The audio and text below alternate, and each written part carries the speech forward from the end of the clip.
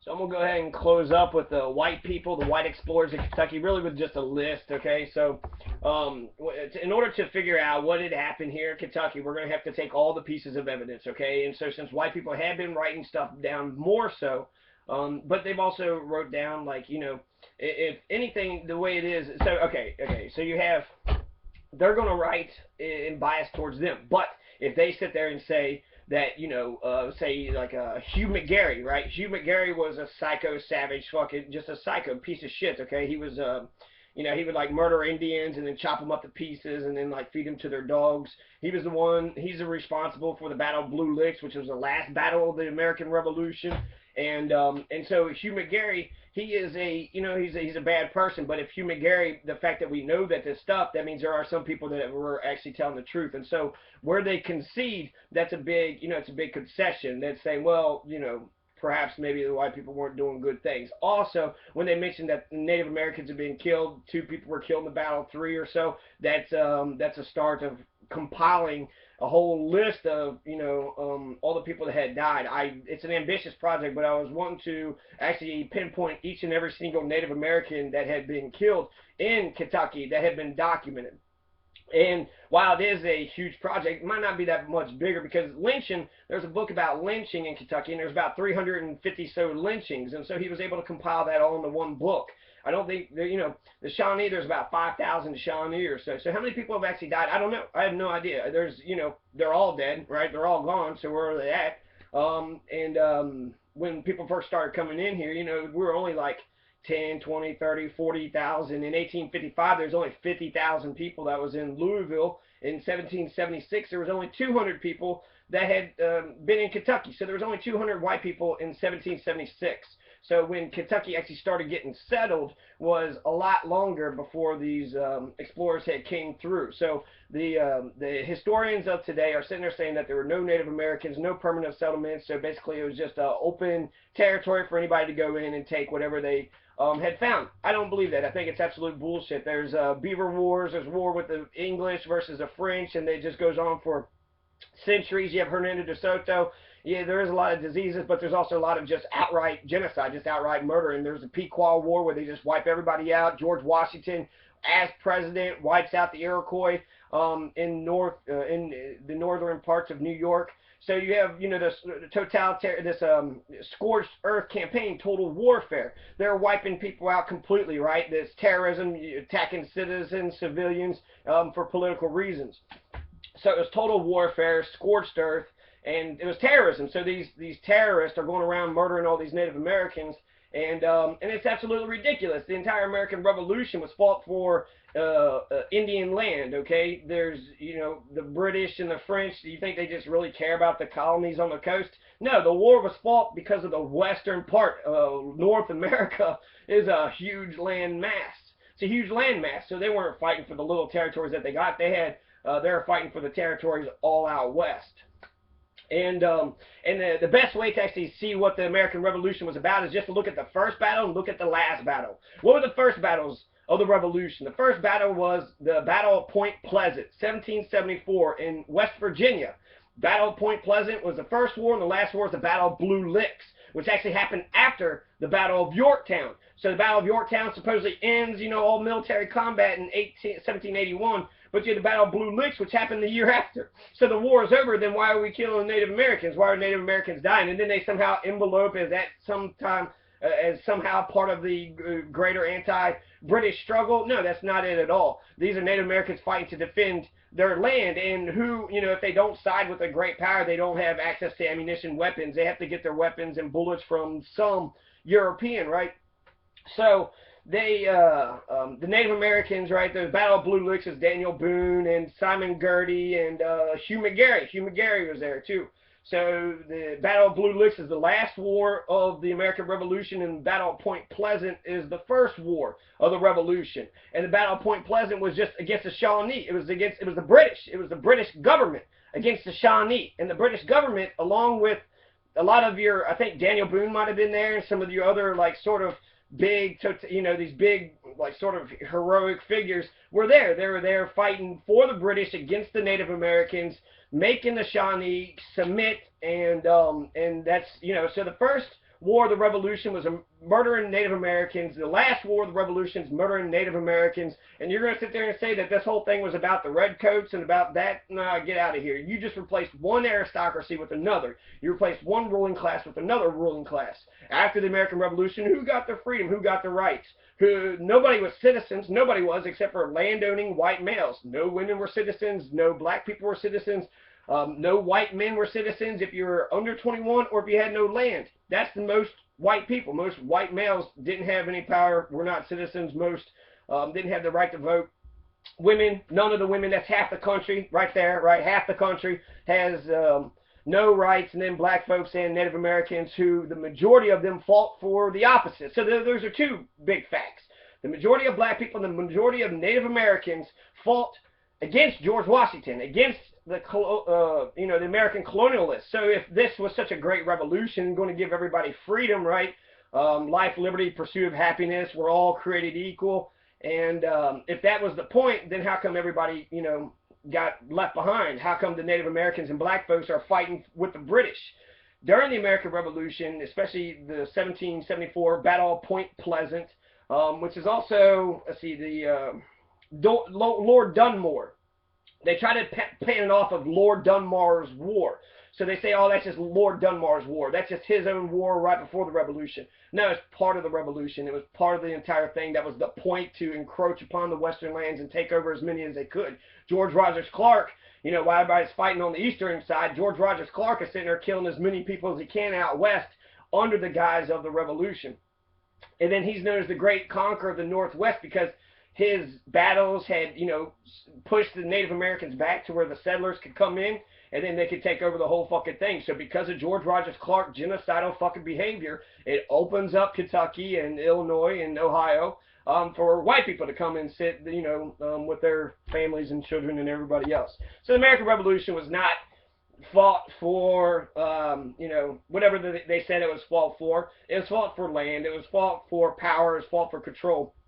They certainly didn't like the British people there. They didn't like, having to adhere to them. But just look at John Adams, how John Adams reacted. Just look at how George Washington's reacted with the French Revolution, right? So the American Revolution inspires the French Revolution, and they overthrow a tyrant. But what does America do? They're so-called revolutionaries. Did they side with revolutionary France? They didn't. Haiti declares revolution after being inspired with the French Revolution. What did America do with that? Did we support the Haitian revolutions? No. We don't care for revolutions. We don't care for revolutionaries. We don't care for the freedom of the people of other countries, okay? Really, we don't even really care about the freedom of people in our own country. Just the aristocracy. Just John Adams, John Adams goes up to King George III and was just like, oh, humble, I am so I love being around you. Please recognize us, right? And so he's talking about your majesty and obedience, and he's bowing down to him, and he's basically being a little, kiss-ass fucking Stockholm Syndrome Uncle Tom house Negro. And they love the British so much that they wanted to maintain trade and ties with them when it comes to business matters. But because the French Revolution has happened and Britain and France are fighting, because we're trading with the Brits, we're actually supporting them, right? We declared neutrality, but we're sitting there continuing our trade with the Brits, giving them weapons and ammunition and stuff so they could fight against the revolutionaries. And that's absolutely ridiculous. If they were revolutionaries, if they cared about the people, the will of the people, the consent of those governed, they would see the French Revolution as their own type of cause. But they didn't see it like that, because as soon as they got power, that's just basically, it's anybody, right? The greatest revolutionary, as soon as they get power, all of a sudden becomes a tyrant. It's just the lust of power. It's the allure of power. When you get positions of power, for some reason, people become corrupt. And I don't know how to stop it or solve it. You have checks and balances, supposedly, but what happens when the three branches of government are all in together? So, yeah, American Revolution was not for, freedom and all the rest of that. The Electoral College, you have the Electoral College, which was basically, it was James Madison's way to refine the opinion of the stupid masses.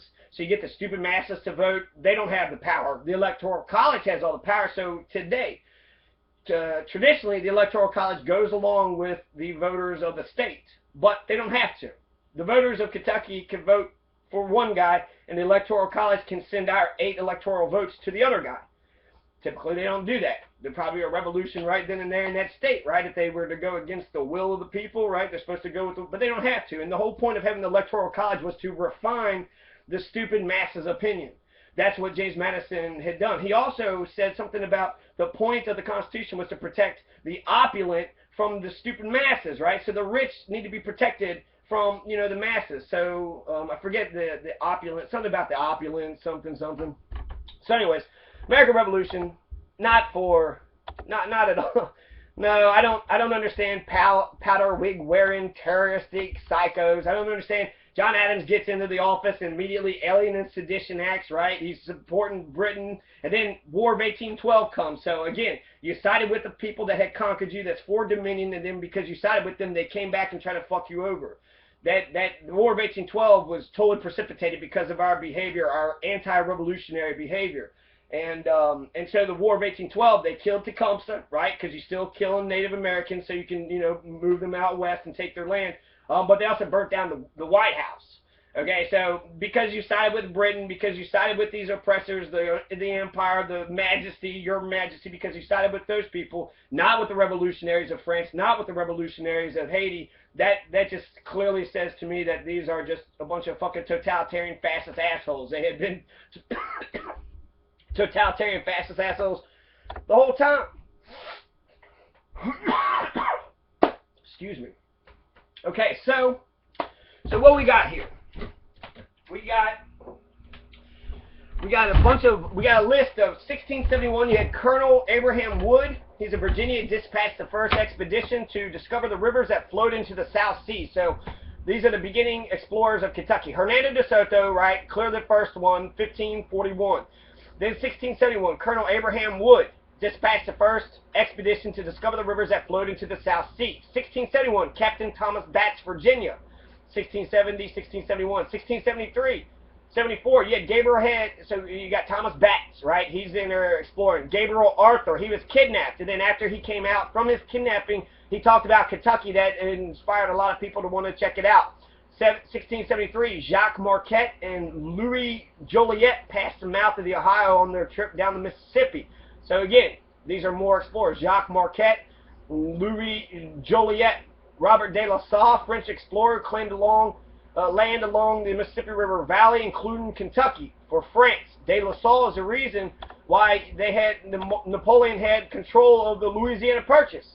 He had control of the Louisiana Purchase, which makes no sense because in 1763, they ceded all claims to North America. So how did they cede all claims to North America, then all of a sudden get the Louisiana Purchase back? It makes no sense. But anyway, somehow Napoleon gets Louisiana back, and then he sells it to Jefferson, right? So, and then they take all the land. But the reason why the French were able to claim that they had all that land was because of La Salle. So Robert de la Salle. 1739, Baron Longueuil, French explorer, explored a portion of the Ohio River. Baron Longueuil. So there's another one. John Howard was an interesting one. He's a British explorer. 1742, he's captured in Kentucky by the French, and he's put on trial in France. So they extradited him all the way to France to put him on trial. And it's probably to set an example, right? You're in our territory, get on out. 1742, John Peter Sailings, an English explorer, traveled in the area. Kentucky, Celeron de Blainville from Montreal, 1749. They're making formal claims to lands along the Ohio River. They sent him from Montreal to explore and claim the area in the name of France, King of France, Louis XVI. Thomas Walker, he founded the Cumberland Gap in 1750. Christopher Gist, he explored Kentucky in 1751. James McBride, an Irishman, supposedly, according to John Filson, was the first explorer in Kentucky. So that's it was an Irishman, James McBride, white explorer around the mouth of the Kentucky River area. John Finley, supposedly John Finley brought bluegrass into the area. He explored Kentucky with Daniel Boone. He was in the Skippakitaki in 1752, and then he got attacked and pushed out or something had happened, and then eventually goes back with Daniel Boone to show him the land around the Skippakitaki and say, hey, check out this gorgeous, wonderful place. John Filson, he's the Kentucky's first historian. He published Kentucky The book was called Kentucky, and then Adventures of Colonel Daniel Boone was a portion of the book, and it led to the popularity of Daniel Boone as a hero and legendary figure in Kentucky history. Then you had James Harrod, who is the founder of Kentucky's first permanent settlement of the people of European descent, 1774. So you want to talk about the history of Kentucky, you want to talk about how long we've been here. You want to say 1492, if you want to say Columbus, that's America. In Kentucky, we've only been in Kentucky since 1774. 1776, there's only 200 white people, right? European, people of European descent. Only 200. This is Indian land. Kentucky is Shawnee land. It means dark and bloody.